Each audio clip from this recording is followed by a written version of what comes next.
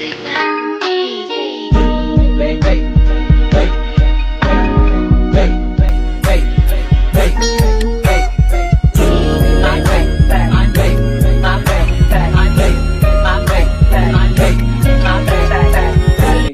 what's going on YouTube land? This is your boy TJ and welcome to my YouTube channel Wrestling Nostalgia, where I give my reviews on the WWE shows and PLE events. But today I want to talk about the problem with Becky Lynch.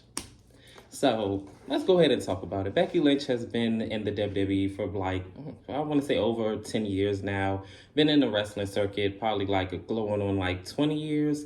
She has been on the top of her game. She is a multi-time women's champion. Just last year have the accolade of being the Grand Slam women's champion now. Yep, that means she won the NXT, she won the tag team, she won the Raw and SmackDown women's championships that have been rebranded now to the Women's and World Championships. So she's basically done it all in WWE. Former Royal Rumble winner 2019, and yeah, she's had a very Hall of Fame paved career. But the problem with Becky Lynch is, and I want to go ahead and take y'all back. Y'all remember, back in 2020, she got pregnant, and then she left for about over a year. And then she came back in 2021, and then she had a match against Bianca Belair because allegedly Sasha Banks wasn't cleared to wrestle. I always had a conspiracy against that.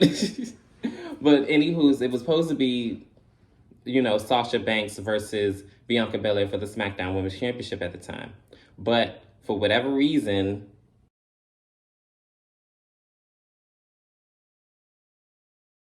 she wasn't cleared. And I already read the reports about it. And I was just okay, I don't know where they're going with this, but I hope this is not true. I hope she didn't sustain an injury or anything like that. I hope she's okay. But for whatever reason, my theory is that they wanted to pull her out of the event because they were so desperate to have Becky come back, which is fine. But I feel like what they should have did was have the match, because I do feel like Bianca was gonna win and retain her championship.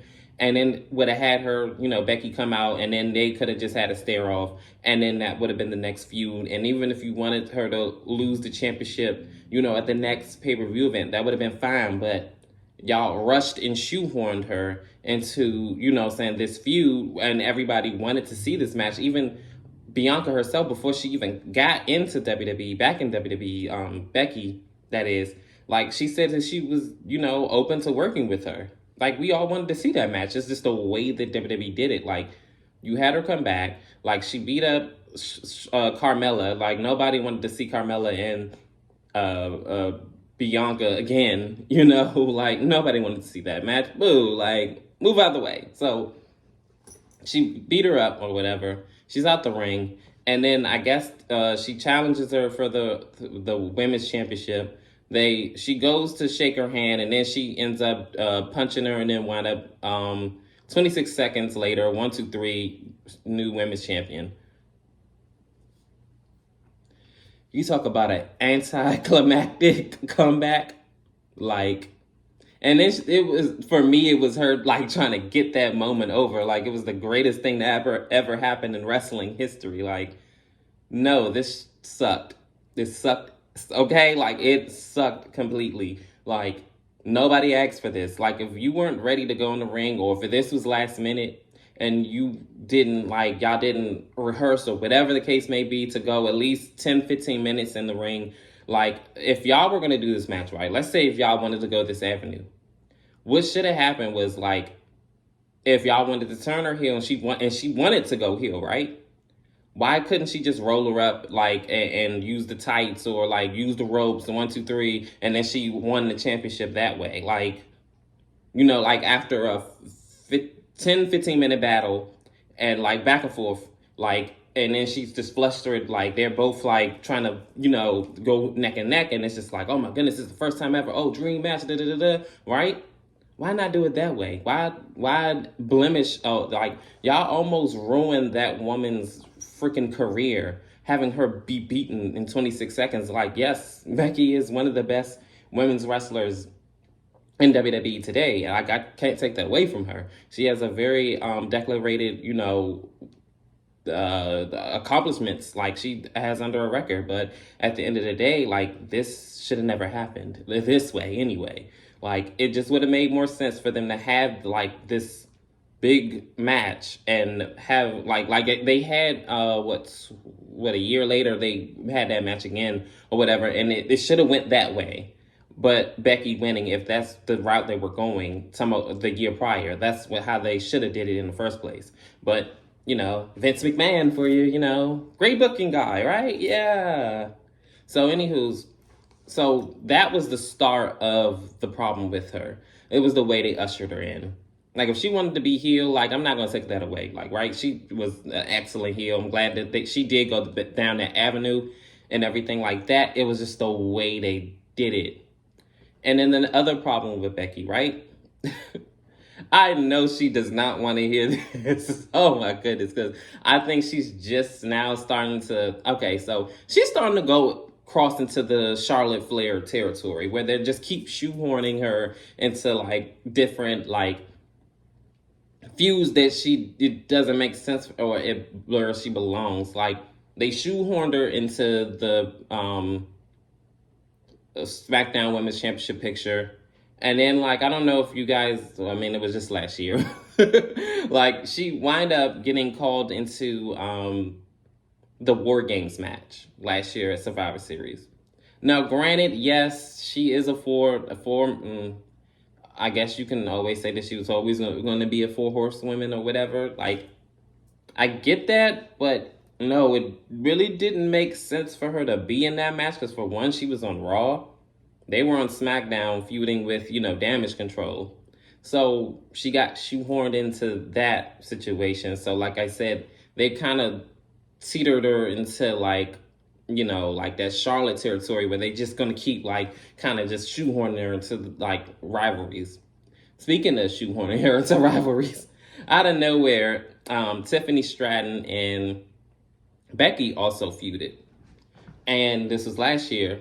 And I believe she said something like to the effect of, "Oh, I'm the greatest women's NXT champion of all time, and out of anybody." She name dropped people, and of course, she name dropped Becky. But then she forgot that Becky never won at the time the NXT Women's Championship. So then they ended up, going back and forth online. And she said, "Yeah, I haven't won that championship yet." So I already kind of knew, like, from there, like, they were going to have her win eventually because she was one of the best 4-horsewomen to never be a Grand Slam. So I think that kind of like dangled over her head. And I mean, hey, she did win it. She did finally won the women's NXT Women's Championship.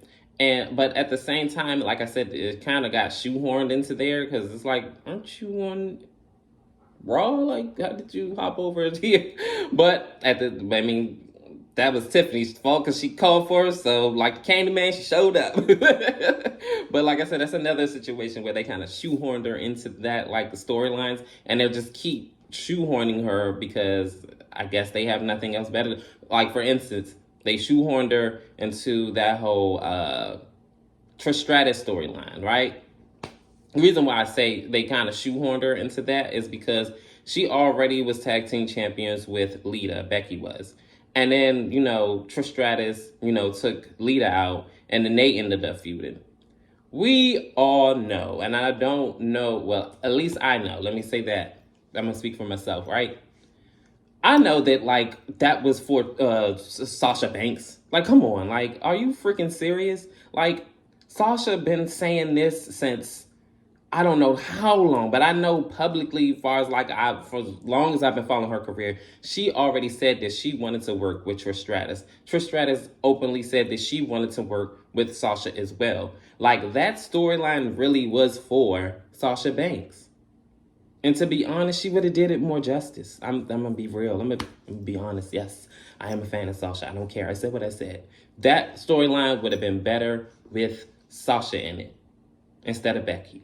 And like I said, I'm going to count that as shoehorning because, like, nobody asked for that match.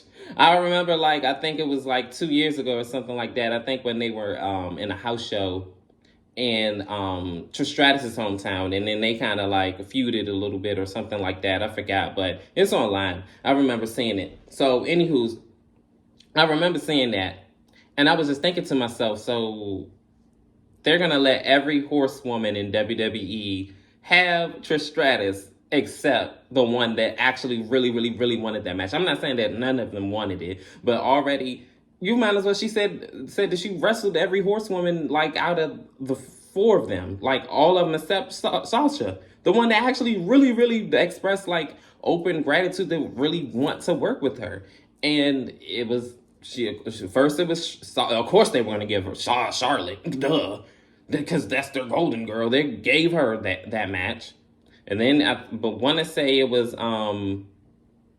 Bailey, and then it was Becky, and of course we all know that like Sasha isn't in WWE currently right now, or I don't know what's going on with that situation. I guess time will tell, like if she's going to be in AEW or WWE. But with her not being in the Royal Rumble, I mean, I feel like that's very telling. But we'll see. Maybe they're just trying to throw it off. Maybe she'll come in later. Maybe, you know, after her time is wrapped in New Japan or whatever. Which, from what I heard, I believe it's wrapped up already. But I don't know. We're gonna see how everything works out, because I do still want to see that Trish Stratus versus Mercedes Moné or Sasha Banks, you know. But anywho, I just feel like they shoehorned her into that, and I just feel like it was kind of like a slap in the face for Sasha Banks, because like she been expressed that she wanted to wrestle with Becky. I mean with Trish Stratus, and for whatever reason gave Becky that. Like, and don't get me wrong, like they didn't do a horrible job with the storyline. It's just it kind of ran its course probably like after, I want to say sometime before the end of the summer, but then they picked it back up in high gear with the cage match. I'm not gonna lie, that was an extremely brutal cage match, and they did do their big one with that. I gotta kudos to Becky and Trish Stratus for that match. They actually had a match of the year candidate for that. Like they did their big one like extremely like to a T. So even though like the storyline kind of fell flat, like towards the end of the summer, they picked it back up like a little bit right before the end of summer. So, like I said before, I just felt like they just didn't have anything else better to do with Becky, and with them like teasing. And I was actually there that night when they teased the feud with Rhea and Becky, and it was like 2022, I want to say, and they've been teasing it ever since. And since they were like keeping them two apart, they couldn't give her Rhea just yet because they wanted to save them on the big stage. Okay, cool. So they just gave her something to do with the Trish Stratus storyline, and then her winning the NXT Women's Championship. So she had a very like eventful last year, and now they're trying to kick it off with her and Rhea sometime, you know, at WrestleMania. That's obvious.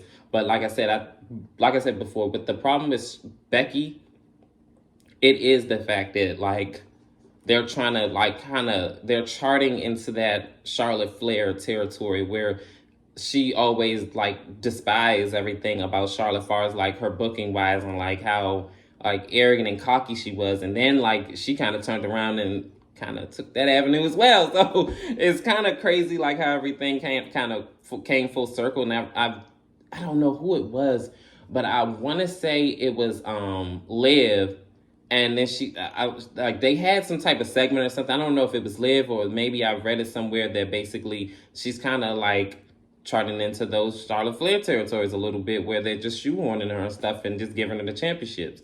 So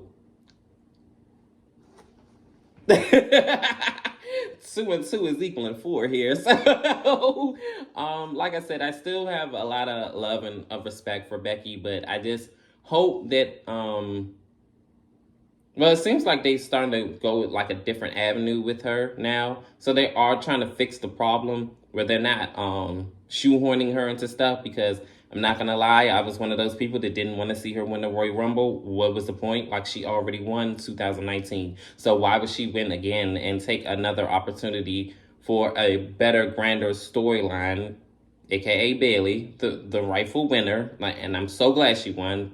Oh, my goodness. Thank you, WWE, for that booking decision.